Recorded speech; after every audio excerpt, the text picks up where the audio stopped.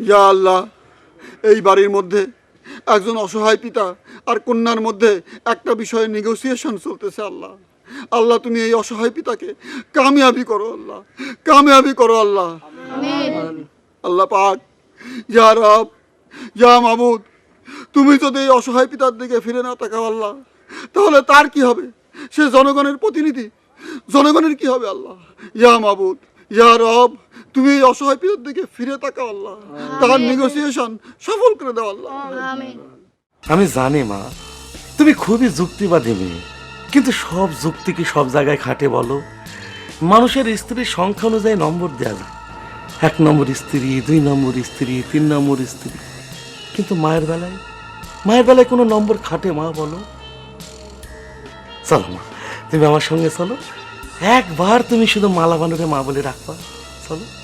যেটা আমি পারবো না সেটা নিয়ে বারবার কেন আমারে অনুরোধ করতে আসতেছেন? উনি কি আপনাকে প্রেশার ক্রিয়েট করতেছে? প্রেশার ক্রিয়েট করবে কেন মা? একবার শখ করেছেন যে তার মেয়ের মুখ থেকে তিনি একবার মা ডাক শুনতেছেন। আপনি কাউন্সিলে যাচ্ছিলেন, যান, আমি তার মা ডাক শোনানোর শখ মিটাই দেওয়ার চেষ্টা করব। আলহামদুলিল্লাহ মারে, তুই আমারে ভাতে মারার হাত থেকে বাঁচালি। মা বলে যখন ডাকবি তাহলে আর দেরি কেন? আমি বলেছি তিনার মেয়ের মা ডাক শোনানোর চেষ্টা করব। আমি এক সময় যে দোলনরে দিয়ে তার মা ডাক শোনায় দেব। কি দোলনরে দিয়ে মা ডাকাবা? ওমা, আপনিই তো বললেন তিনি তার মেয়ের মুখে মা ডাক শোনার শখ করেছে।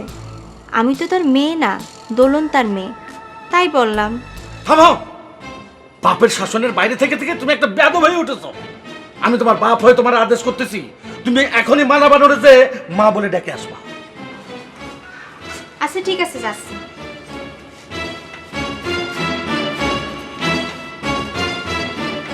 আমি তাহলে যাই, আমার 2 নম্বর মারে মা ডেকে আসি, আর তার উপকারের জন্য এই কাগজটা তারে দিয়ে আসি। এটা কি? এটা তো মনে হচ্ছে। হ্যাঁ, আপনি যে খোয়াবটা মুখস্থ করে রাত্রির বেলা ফলস খোয়াব দেখে আপনার স্ত্রীরে হানিমুনে যাওয়া থেকে বিরত রাখিছিলেন, এইটাতে সব লেখা আছে। এটা তুমি কনে পেলে মা? আমি যাই, আমি আমার 2 নম্বর মারে মা ডেকে আসি। না মা, না মা, তোমরা যেতে হবে না, তোমরা আর 2 নম্বর মানে মা ডাকতে হবে না। হ্যাঁ, আর যেতে হবে না।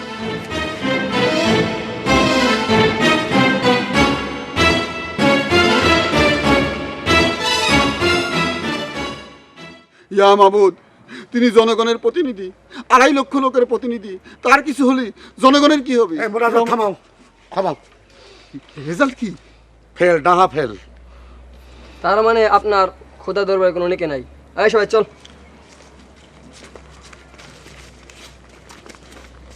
এটা তুমি কোত্থেকে জোগাড় করেছো? রাস্তা দিয়ে যাচ্ছিল, দোয়া স্ট্রং করার জন্য দাঁড় করাইছিলাম। মুখা দোয়া আরো স্ট্রং করা লাগতো, বুঝেছো? মেয়ে আমার একদম ব্ল্যাকমেইল করে পাঠিয়ে দিয়েছে। কি ব্ল্যাকমেইল করেছে? এখানে বলা যাবে না, চলো ইউনিয়ন কাউন্সিলে জাতি করছি, চলো। আর কতক্ষণ ভ্যানে ভ্যানে করবো? এবার চলো না, বাড়ি চলো। আরে তেল পরা দিয়ে বর্ষ করিছো, বুঝতে পারিছো? তেলের অ্যাকশন না ছোট পর্যন্ত আমি এই ভ্যানে ভ্যানে করবো। আজ তুমি আর আমি সারাদিন ভ্যানে ভ্যানে করবো আর করবো, বুঝতে পারিস? আর বিকালে তোমারে নিয়ে সিনেমা দেখতে যাবো। তালিপুর একটু ঠিক মতো চালাতো, ফিরে 3 বার অ্যাক্সিডেন্ট করতে করতে বাঁচি গেছি। এরকম সাপের মতো একে বেঁকে চালাও কেন? হ্যাঁ, সোজা মতো চালাও না। আরে তুমি মনের সুখী গান শোনো, বুঝতে পারিছো? এই ভ্যান চালানো হচ্ছে আমার কেনি আঙ্গুলির ব্যাপার। আরে কেনি আঙ্গুলও লাগে না, এই দেখো আমি হাত ছেড়ে দিয়ে চালাচ্ছি।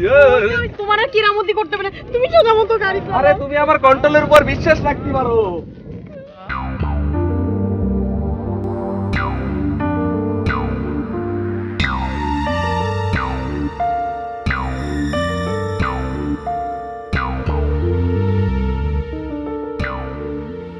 তোমার খোয়াবের গণনায় পাওয়া যাচ্ছে তুমি চাকরির জন্য যে দরখাস্ত করেছিলে সে চাকরি তোমার হয়ে যাবে। তবে তবে কি সাইজি? সাঁতার কেটে তুমি নদীর এপার থেকে ওপারে গিয়েছিলে, ভালো ইঙ্গিত। কিন্তু ওই যে বললে নদীর মাঝখানে গিয়ে তুমি হাঙ্গরের কবলে পড়তে গিয়েছিলে, সেখানেই হচ্ছে তবে। তোমারে কিছু ঘুষ দেওয়া লাগতে পারে। ও তার মানে অফিসের অফিসাররা আমার কবে হাঙ্গুর রূপে দেখা দিয়েছিল? খুয়াব দেখা তোমার কাজ, দেখেছো? গণনা বোঝার চেষ্টা করো না। যাও টাকা পয়সা জোগাড় করো গে, যাও। জোগাড় যে কিছু রাখিনি তা না, আসি। আসসালামু আলাইকুম। ওয়ালাইকুম সালাম।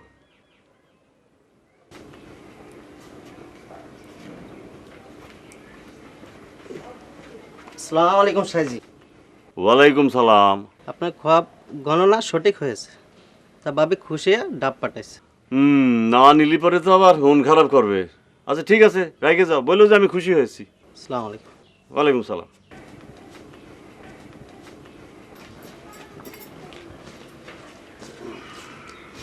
বাজান, আমার কিরাম কিরাম যেন লাগতেছে।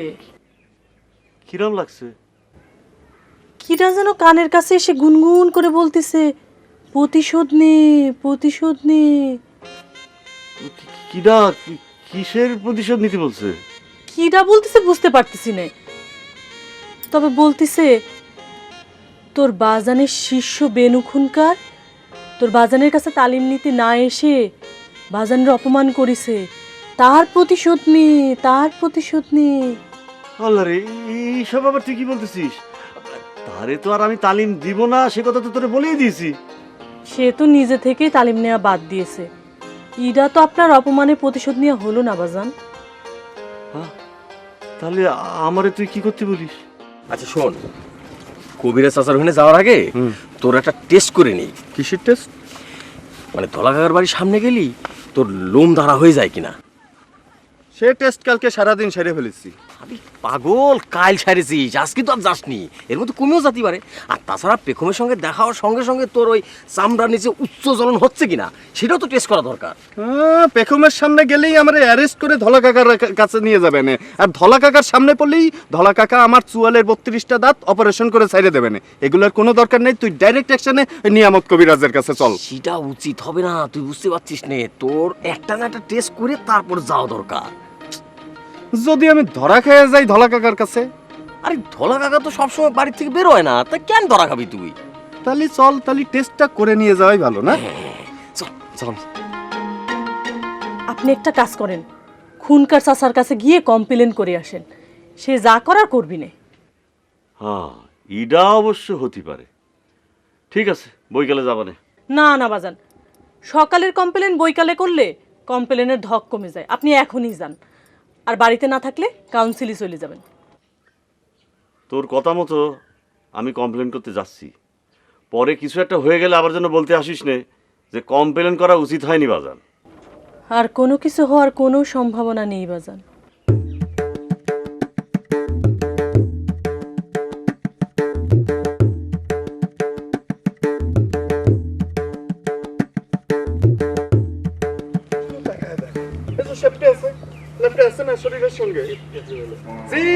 ধলা কাকার বাড়ির সীমানায় যাব, তখন কি অবস্থা দেখ। তুই শুধু তাকায় দেখ, দেখ, দেখতে পাচ্ছিস? একটু তাকা, দেখ, এই দেখ, দেখছিস? তাকায় দেখ, কিরাম সজারুর মতো লোমগুলো খারাপ হয়ে গেছে। ইয়াল্লা, এই কি আশ্চর্য ঘটনা! হ্যাঁ, সত্যি সত্যি তুই তো বিশ্বাস হচ্ছে না রে। হ্যাঁ, তুই দেখেছিস, ভাগ্য ভালো আমি তবু একটা সাক্ষী পাইছি, নাহলে আমার অবস্থা কি হতো ক? আমি তো কাউরে বিশ্বাস করাতে পারতাম না। তুই শুধু দেখ না কি অবস্থা, এই দেখছিস কিরম ভাবে? কিছু হচ্ছে না, দেখ না কিরম ভাবে কি কিডা কিডা। ওরে মায়া তোর অটক, দাঁড়া বলছি, দাঁড়া। তালিম নিতে আসার নাম নেই, অসময় আমার বাড়ির সামনে ঘুরঘুর। এই খুনকারের ব্যাটা তো কিছুই বুঝতেছি না, ওর বাপের কাছে কমপ্লেন না করার তার কোনো উপায় থাকছে না। কি হয়েছে বাজান, কারে ডাকতেছেন? আরে খুনকারের ব্যাটা ওই টগরের সাথে এখানে কি সব ঘুরঘুর করছিল, আমি ডাকতেই একেবারে ল্যাস তুলে দৌড় দিল। আর 1 মিনিটও সময় নষ্ট করার মতো সময় নাই বাজান। আপনি এখন খুনকার চাচার কাছে যান, আপনি তারে কমপ্লেন করে আসেন। আপনি ডেকেছেন তাও দাঁড়ায়নি, এত বড় অপমান। আমি যাচ্ছি, তুই ঘরে যা।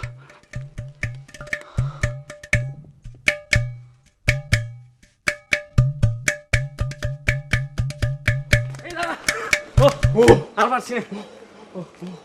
আরে এই পালায় আসাটা কি ঠিক হলো? হ্যাঁ, দলা কাকা কি মনে করলো? তুই পাগল নাকি? না পালায় আসলে এতক্ষণ আমার চোয়ালের একটা দাঁতও থাকতো। কেমন ফুবাচ্ছিল দেখেছিস? তবু জীবনে বাইসে আছি।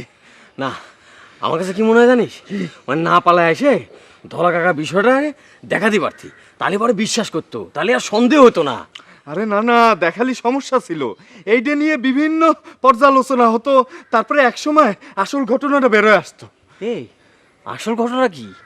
আসল ঘটনাটা হচ্ছে, আচ্ছা তোরে একটু আভাস দিয়ে রাখি, সেটা হচ্ছে আমি পেখমরে বশ করার জন্য একটা জিনিস ইস্তেমাল করেছিলাম, বুঝছিস? আল্লাহ, কি জিনিস? তাবিজ কবজ? আচ্ছা তোর এখন না শুনলেও চলবে, তুই চল আমার এখন নিয়ামত কবিরাজের কাছে নিয়ে চল। হ্যাঁ, আমার আর একটু জিরাতে হবে ভাই, দাঁড়া একটু জিরা।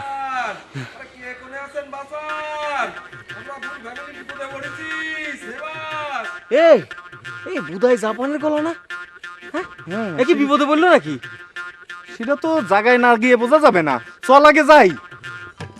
সেবাস, পুরো পরিবারটি ভ্যানের নিচি। সেবাস, তোমার ইংরেজি এখানে কিটা বুঝবে, বাংলায় চাচাও। তাই তো, বাঁচান, পুরো পরিবারটি ভ্যানের নিচি, বাঁচান, কে কোনে আছেন, বাঁচান। কত করে বললাম যে কিরামতি দেওয়ানোর কোনো দরকার নাই।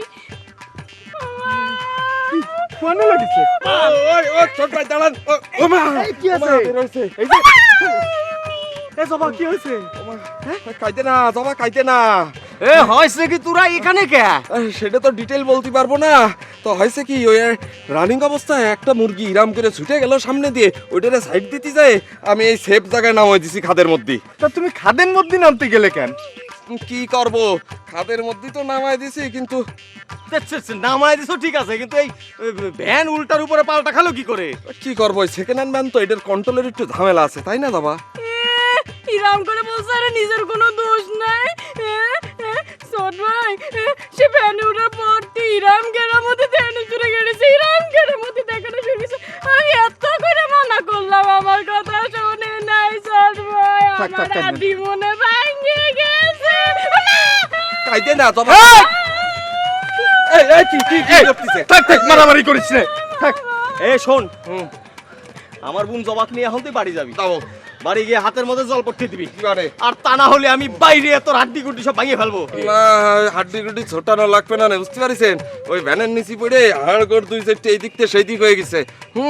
আপনি যদি ডোন্ট মাইন্ড হন, তাহলে একটা কথা বলি, আপনি এক কাজ করেন, আমার আর যাবার ওই ভ্যানে চড়ায় বাড়ি পর্যন্ত পৌঁছে দিয়ে যান। এনি প্রবলেম সব ভাই? দেখছিস ইরাম করে একটার পর একটা যন্ত্রণা দিয়ে আমার মিজাজ খারাপ করে দিচ্ছে। থাক বাদ দে, চল আমরা ওকে ভ্যানে করে পৌঁছে দিয়ে আসি, তারপরে এই ভ্যানটা নিয়ে আমরা নিয়ামত কবিরাজের কাছে যাবানি, ঠিক না দোস্ত? চলো। ও তোমার সেই নিয়ামত কবিরাজি ধান্দা, তাই না? এ চল। অথবা কাইতে না, বাড়ি গেলি সব ঠিক হয়ে যাবে না। শুনতে না আমার সোনা ভাই, তুই তো এতক্ষণ দোকানদারি করেছিস, আর অল্প কিছু সময় দোকানদারিটা কর। আমি খুনকার চাচার সাথে একটা জরুরি বিষয়ে আলাপ করতে যাবো, ঠিক আছে? বস রে ভাই, শোনা আমার ভাই, গেটি নাড়ানো বন্ধ করে বস, ঠিক আছে? কিরে গুলা? সালাম আলাইকুম। ওয়ালাইকুম সালাম। খুনকার মনে হচ্ছে কারণ জানায় দরখাস্ত ফেরত পাঠাইছে। হ্যাঁ, মানে সেই বিষয়ে আর কি কথা বলতে একটু ওইডান কবির সাথে যাচ্ছি। আপনি কি চা খাবেন নাকি? চল, আমিও খুনকারের সাথে কথা বলার জন্য বার হইছি। আয়। সে কি কথা, আপনার আবার কি বিষয়?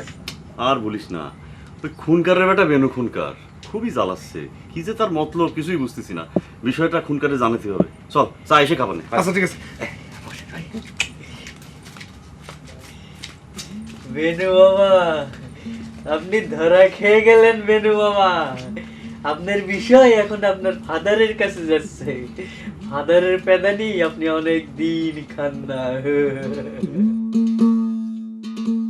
জোরে ধাক্কা দে, জোরে ধাক্কা দে। একটা গান ছাড়ো না, হিন্দি দেখে একটা ফাইন গান ছাড়ো তো। এনি প্রবলেম সব ভাই? নো প্রবলেম, ছাড়ো ছাড়ো। তুমি আর কথা বইলো না, আমি কোন বলে তোমার তেল বশীকরণ কইরেছিলাম, আমি জান কষ্ট রে তাই বইলে গেলাম। থাক, বাড়ি যে পানি পট্টি দিলি সব ঠিক হয়ে যাবে না, এখন কান্দে না। হ্যাঁ, তোর জন্য পানি পট্টি আর বেয়াদবের জন্য হচ্ছে তাল পট্টি। ওকে আমি তাল পট্টি চালান করে দেবো। বিয়াদব কাক কলো মেনু ভাই, আপনাকে বিয়াদব কাক। হ্যাঁ হ্যাঁ, আমার বলছিল, এখন আমি তোমারে ট্রান্সফার করে দিলাম। ও আচ্ছা, তা হঠাৎ আপনারা কি মনে করে এই জায়গায় উপস্থিত হলেন বলেন তো? ওই একটু নিয়ামত কবিরাজের বাড়িতে যাচ্ছিলাম। নিয়ামত কবিরাজের বাড়ি, ঘটনাটা কি? হ্যাঁ, এটা খুলে বলবেন নাকি গোপন সমস্যা? হ্যাঁ, তোমার যে ভাবসাব তাতে তো অন্য কিছু ভাববা না। আপনি কিছু করেন তো বেনু ভাই, আমি এদিকে ব্যথায় মরে যাচ্ছি। কি কথা কলিও কি তোমার ব্যথা লাগে নাকি? থাক, কাইতে না অমনি, কাইতে না কাইতে না, আমি বাড়ি যাই। এই এখন চুপ কর, ও বাসায় যাক, বাড়ি গিয়ে ওর ওই তালপট্টি বেলপট্টি দিয়ে রে, তারপরে বোঝা পড়ে তোরা। তো মর্দা লোক একটা ভ্যান ঠেলতে এত সময় লাগতেছে, আমার বউটা কাইতে কাইতে অস্থির হয়ে যাচ্ছে। তোর না ওই, ঠিক আছে সব। আমি আপনার বোন জামাই, পুগাই তুলে আপনি বাড়াচ্ছেন, ঘটনাটা কি? তালিবারে হচ্ছে তোমাদের বিষয় দুটো, একটা হচ্ছে ধলাশায় নিজের বিষয়, আর একটা হচ্ছে মাইকিং নিয়ে তোমার বিষয়, তাই না গুলা? যে করতেছে তোমারটা পরে থাকো, ওই মুখা আসুক, মুখার উপস্থিতিতে তোমার বিষয়টা আলোচনা করলে ভালো হবে। আর তাছাড়া ওই মুখারে পাঠাইছি একটু তোমার ভাবির কাছে ওই নেগোসিয়েশনের জন্য। ধলাশায় তোমারটা বলো। মালা ভাবির সাথে আপনার কোনো সমস্যা চলছে নাকি? নেগোসিয়েশন কিসের? এই সংসার করলে তো সমস্যা হবেই, সেটা কোনো বিষয় না, তোমারটা বলো। ঘটনা হচ্ছে বেনু খুনকারে নিয়ে। সে সকালবেলা তালিম নিতে আসবি বলে যাচ্ছে, কিন্তু তালিম নিতে আসছে না। আরে সেই কথাটা তো গতকাল কয়েছো। হ্যাঁ, কিন্তু দিনের বেলা সে একবার তেড়ারে নিয়ে আর একবার ওই টগরে নিয়ে আমার বাড়ির সামনে ঘুরঘুর ঘুরঘুর করতেছে। বিষয়টা খুবই সন্দেহজনক। একটা ইয়ং ছেলে কাজের সময় কাজে যাচ্ছে না, কিন্তু অকাজের সময় এমন একটা বাড়ির সামনে ঘুরঘুর করছে যেখানে একটা ইয়ং মেয়ে আছে। না না না না, এই বিষয়টা তো আমি কোনোভাবে মেনে নিতে পারছি না। কথা আরো আছে। আজ যখন টগরে নিয়ে সে আমার বাড়ির সামনে ঘুরঘুর করছিল, আমি তার সামনে যেয়ে দাঁড়ালাম। সে আমারে দেখে এমন জোরে একটা দৌড় দিল যে স্বাভাবিক কোনো জন্তু অত জোরে দৌড়াতে পারে না। কি কথা কষ্ট, তুমি তুমি গ্রামের একটা সম্মানী মানুষ, তোমাকে দেখে দৌড় দিল? উফ! আসলে আপনার কাছে এসে ওই ছেলের সম্পর্কে কমপ্লেন করার ইচ্ছে আমার ছিল না, চাইও নি। কিন্তু পেখম আমার এমনভাবে ঠেললো, তাতে মনে হলো যে পেখমের সাথেও হয়তো আপনার ছেলে কোনো দুর্ব্যবহার করেছে। আর করো না জলাশয়, আর করো না। আমার ছেলের সম্পর্কে আমার এমন সব শুনতে হবে, সেরকম কানের অবস্থা আমার নাই। ও খোদা, আমার চারিদিকে সব কি গজব দিচ্ছ। আমার ছেলের তো আমি ফুলের মতো পবিত্র জানতাম, ওদিকে মুখারে পাঠাইছি নেগোসিয়েশনের জন্য, কি যে হলো কে জানে। তোমার কথার আগা মাথা তো আমি কিছুই বুঝতে পারতেছি না। তুমি আসলে কি বলতে আসিছো বলো তো? না মানে বলতে এসেছিলাম, অনেক দোয়া দরুদ করা হয়েছে, মোনাজাত করা হয়েছে, মোনাজাতে মাদ্রাসার ছাত্রদেরও শরিক করা হয়েছে, কিন্তু রেজাল্ট ভালো না। আবার ওই একই কথা বলতেছো, কিসের রেজাল্ট? না মানে ওই যে রেজাল্টের উপরে খাওয়া দাওয়া নির্ভর করছে। আই, একদম রহস্য করবা না, যা বলবার পরিষ্কার করে বলবা। না মানে বলতে এসেছিলাম, আপনার স্বামী জনাব পবন খুনকার আপনার সওতলে মেয়ে স্বর্ণলতারে আপনারে মা ডাকাতি রাজি করতে ব্যর্থ হয়েছেন। স্বর্ণলতা আপনার এই 2 নম্বর মাসারা অন্য কিছু বলে ডাকতে রাজি না। এই তো পানির মতো পরিষ্কার করে বলি, যাও এখন ফিরে যাও। না মানে আমি যেটা নেগোসিয়েশন করতে এসেছি সেটা হচ্ছে, স্বর্ণলতা আপনারে যদি মা বলে না ডাকে, তাহলে আপনি যে রান্না বান্না বন্ধ করে কুকিং স্ট্রাইক করতে চেয়েছেন, সেটা যদি একটু স্থগিত রাখা যায়। দলন, আই দলন, কি মা? ভাতের কি অবস্থা? ভাত আধা সিদ্ধ, মাংস সেটাও আধা সিদ্ধ হয়েছে। দুটো রান্নাই বন্ধ, পানি ঢেলে চুলা নিভায় ফেল। কিন্তু মা, দুটো রান্নায় আধা আধি, চুলা নিভাবো কি কইরে? যা বলছি তাই করে, এই বাড়িতে আর এক মুহূর্ত চুলা জ্বলন্ত থাকবে না। যা মকা, দাঁড়ায় আছো কিসের জন্য? যাও তোমার ব্যাগথ চেয়ারম্যানের খবর দাও, যাও। ভাবি সাহেব, আর একটু কনসিডার করে দেখবেন। কোনো কনসিডার না, তুমি আমার সামনে থেকে তোমার মুখ সরাও, যাও। এদিকে আয়।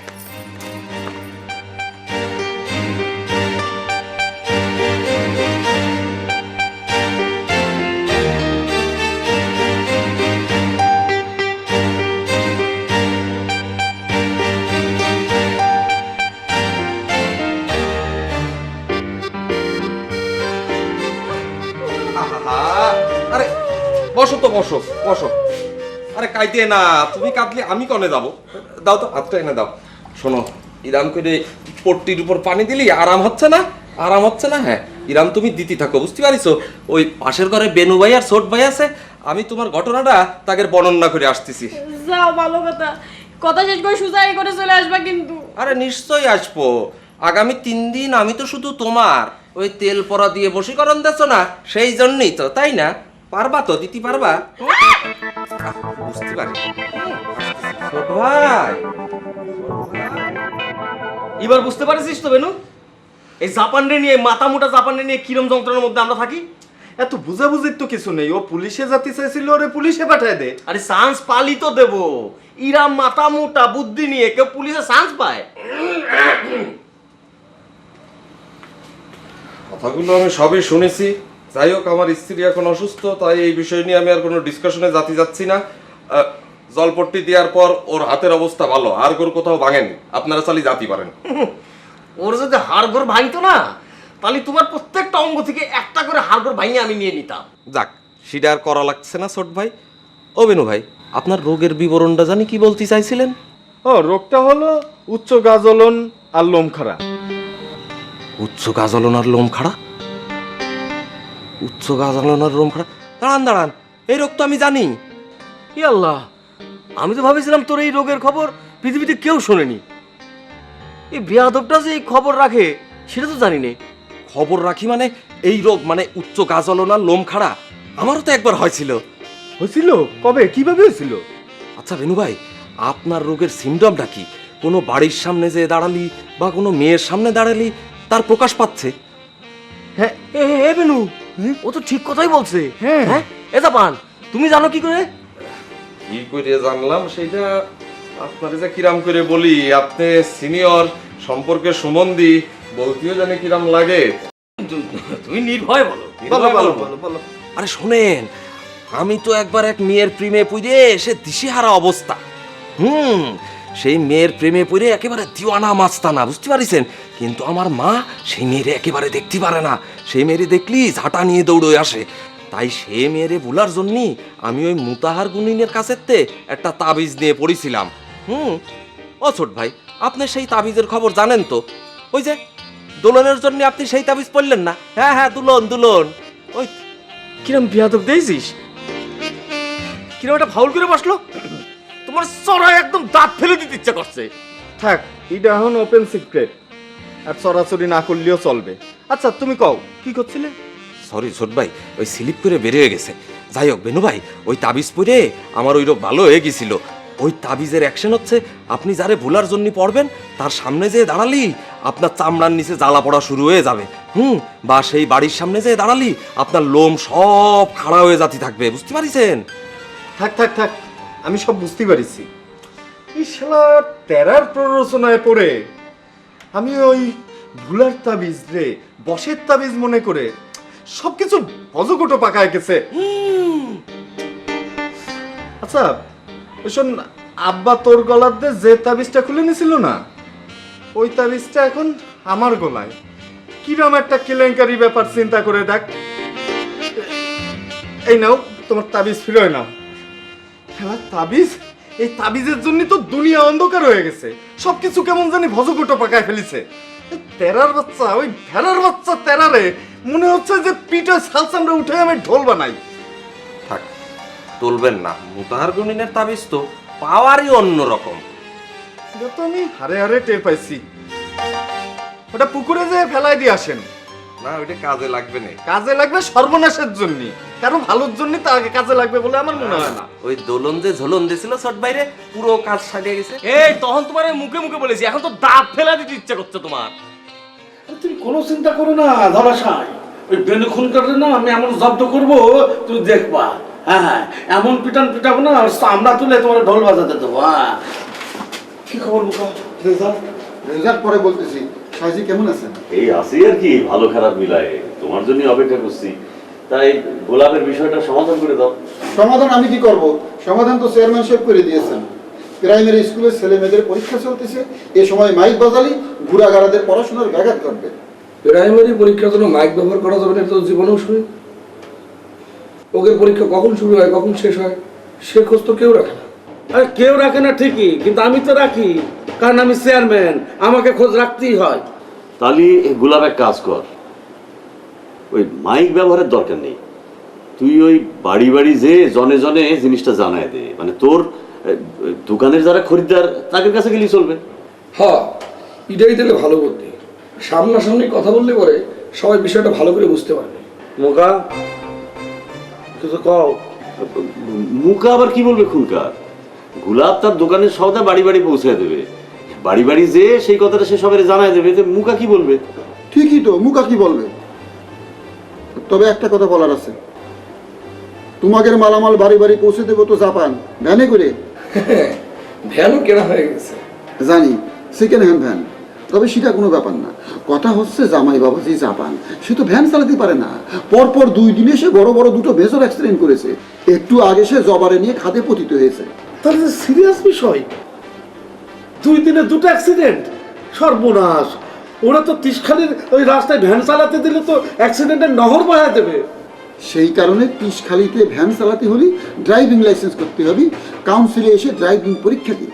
হ্যাঁ, ভ্যানের ড্রাইভিং লাইসেন্স পরীক্ষা দিয়ে নিতে হবে। হ্যাঁ, লাইসেন্স দিতে হলে তো পরীক্ষা দিতেই হবে। চলো তো ধলা কাকা, একটা বাধা আসতেছে। পরীক্ষা দিয়ে ড্রাইভিং পাস করা জাপানের কাজ না, আর জাপানের ভ্যান চালাতে না দিলে আমাদের হোম সার্ভিস শুরু করতে পারতেছি না। হ্যাঁ, তুই মনে হচ্ছে আমাকে দোষারোপ করছিস? হ্যাঁ, আরে নিয়ম কানুনের বাইরে তো আমরা যেতে পারি না, সবই তো নিয়মের বিষয়, ল অ্যান্ড অর্ডার। চিন্তা করিস না গুলা, জাপানের ভালো মতো প্র্যাকটিস করালেই ও ঠিকই পাস করতে পারবে। তাহলে চল আসি খুনকার স্যার, সালাম আলাইকুম।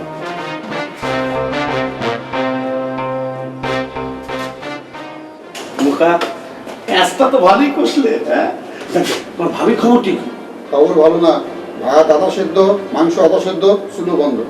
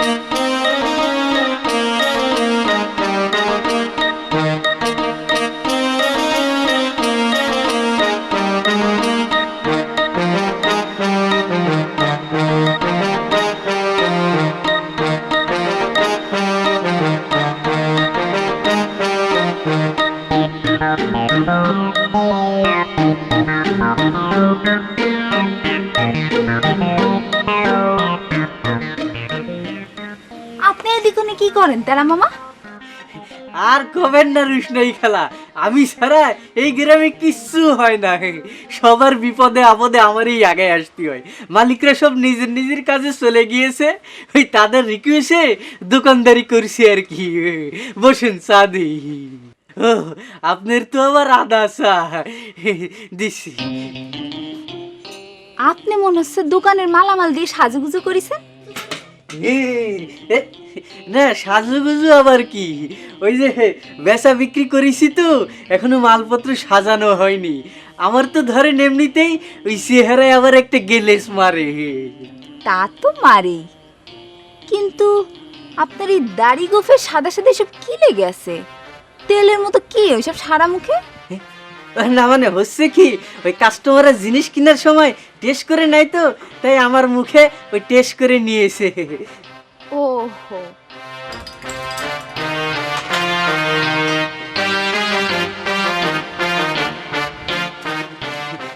সুমুখ মেরে বলেন কেমন টেস্ট হয়েছে? এটা আপনি কি করেছেন? পানির মধ্যে আদা দিয়ে চা দিয়েছেন? তো ওই চা পাতা দিতে ভুলে গেছে, দেন বানাই দিচ্ছি। থাক, আর বানাই দিতে হবে না। আপনি আমারে তাড়াতাড়ি 1 প্যাকেট মিনি শ্যাম্পু দেন। বসেন, দিচ্ছি।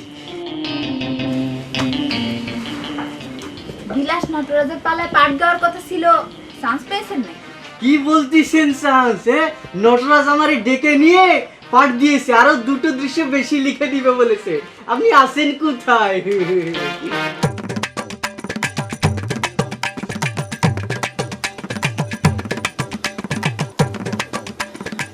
ভগ্নি, ভগ্নি, স্বর্ণ, স্বর্ণ, ভগ্নি ভেতরে আসো। ভগ্নি, ভগ্নি, শোনো ভগ্নি, ভগ্নি, ওই কি হয়েছে নটরাজ, এরকম হন্তদন্ত করতেছেন কেন?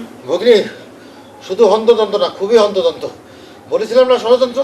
তোমাকে এখন একটু আমার সাথে যেতে হবে। কোথায়? আমার বাড়িতে। কেন বন্দনা বৌদির সাথে আপনার কিছু সমস্যা হয়েছে? না না না না, ষড়যন্ত্র ষড়যন্ত্র। চলো, তুমি নিজের চোখে দেখে আসবে। জি, চলো জি। এসো। নেন, এটা হচ্ছে আপনার এক প্যাকেট, আর এটা আমার পক্ষ থেকে আপনার গিফট করলাম। আমার গিফট করা লাগবে না নে, আমার গিফট করার অন্য মানুষ আছে। অন্য মানুষ আছে মানে? একদিনে তো তারে দেখলাম না। আসলে স্বর্ণভূষণই সব কিছু গোপন রাখতে হয়, তিনি প্রেমের বিরোধী তো তাই। এই কথাটা প্রথম দিনে আপনার বলা উচিত ছিল। কেন প্রথম দিন বলা উচিত ছিল কেন? না এমনি যান, শ্যাম্পু নিয়ে মজা মেরে গোসল করেন গা, যান। নেন টাকা নেন। শালার জ্যোতিষ গরু এতদিন যা সিগন্যাল দিল সব ভুল। দেখো ভগ্নি, দেখো দেখো ভগ্নি। বিলাস নটরাজের এবারের পালা। ঢাকার একজন নামকরা নাট্যকারের নাটক থেকে চুরি করে লেখা।